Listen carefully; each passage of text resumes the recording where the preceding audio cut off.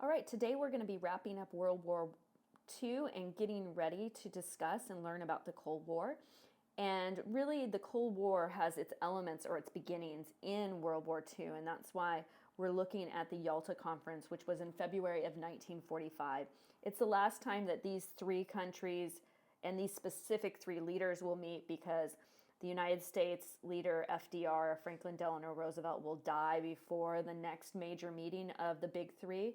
So at this meeting at the Yalta Conference, you're going to have the United States with FDR, the Soviet Union with Stalin, and Winston Churchill with Great Britain. And they're all going to be trying to figure out how to deal with post-World War II Europe and how to divide up territory or allow certain territories their freedom, and what are you going to do with the territory that Germany has taken over in Italy and all that kind of stuff. So there's a lot of discussions that need to be had at this meeting, and you're going to see when you do the meeting yourself on Tuesday, because I'm going to have you guys go to a spreadsheet after we're done with this. You're going to find your assigned country that you're to represent.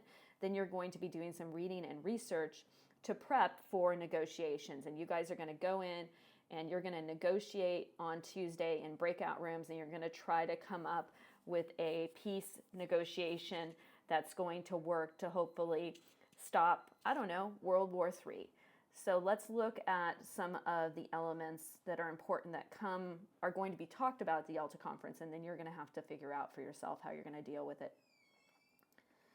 So just to give you an idea of how this conference has become kind of ingrained in popular culture, this is a jeans ad for Diesel, and it harkens back to the Yalta Conference, the birth of the modern conference, Yalta in 1945, and suggests that somehow these women in these diesel jeans showed up. But it is an original image of Churchill and FDR and then Stalin, but of course there has been a lot of doctoring of it. So just to give you some information going into the Yalta Conference is that this is we're coming into a philosophical conflict.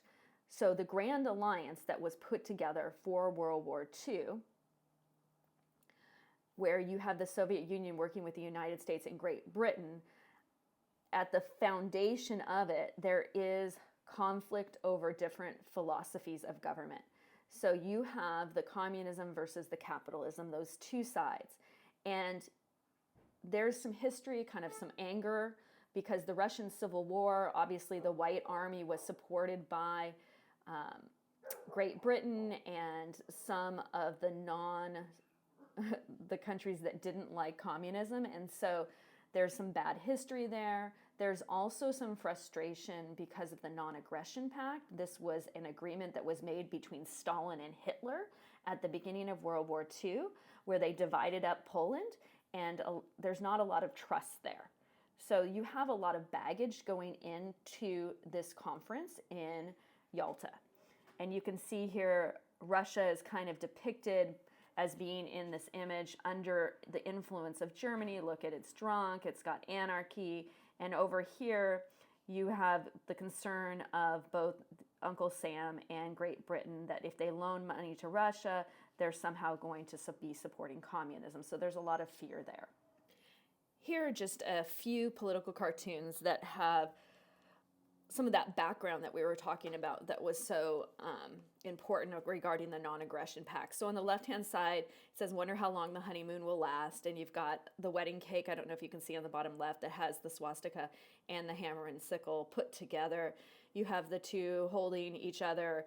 Obviously, Hitler is depicted as the groom and Stalin as the bride. And we know that it didn't last very long, because in 1942, with Operation Barbarossa, Hitler is going to invade the Soviet Union. It says, "Forgive me, comrade, but it seemed such a good opportunity." And you see that Stalin has the Russo-German Pact, or the Non-Aggression Pact, in his hand, and he's being stabbed in the back. So this is kind of the history of the relationship between Hitler and Stalin, and it's important because the trust issues going into the Yalta Conference, how much Do they trust that Stalin is going to continue the relationship and make sure that he helps them? And how much do they not trust him because he had been previously allied with Hitler? So just to give you an idea of previous negotiations that had occurred, you have the Tehran conference that occurred in the Middle East in November of 1943. This is the first time the big three are going to meet, and they actually plan the final strategy for the war against the Nazis and Germany and its allies, and that was Operation Overlord, was the code name for essentially the invasion of Normandy. And in Tehran, they made this decision to deal with the Nazis first in Europe, and that was the pressing conflict that needed to occur.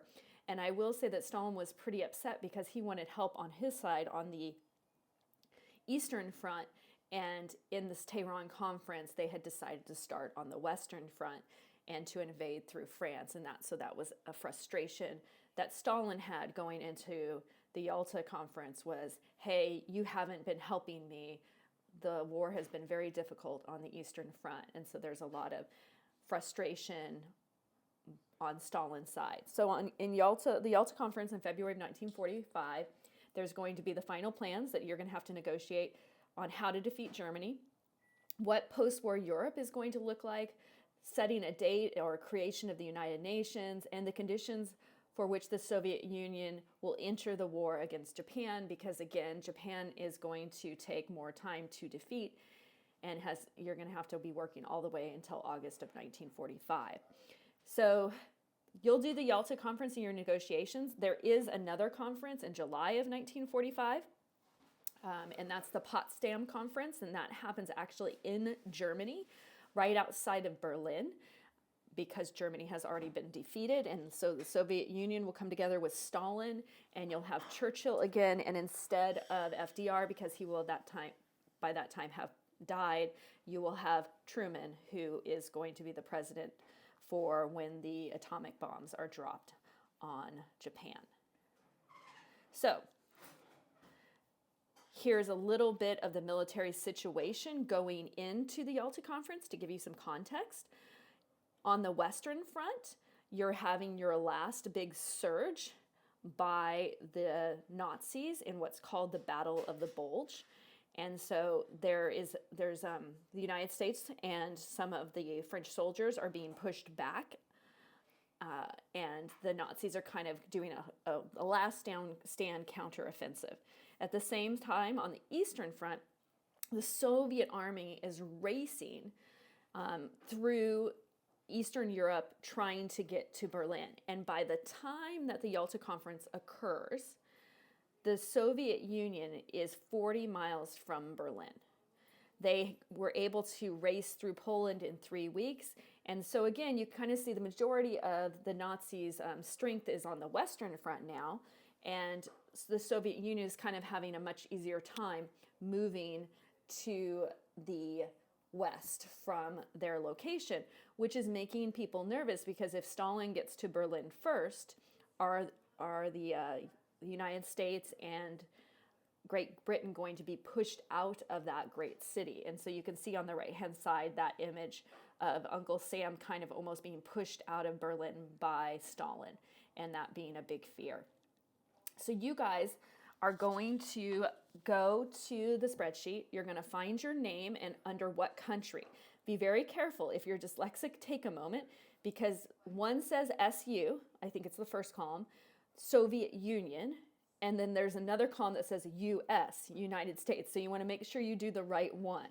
So there should be a reading for you. There should be details about your goals and what you're going to be negotiating for. And then tomorrow in class, you're going to be broken up into conference groups where you will negotiate, and hopefully points will be awarded based on whether or not you achieved your goals. So that is what we're after. Please go ahead and now go and look and find your conference group and read your material to prepare.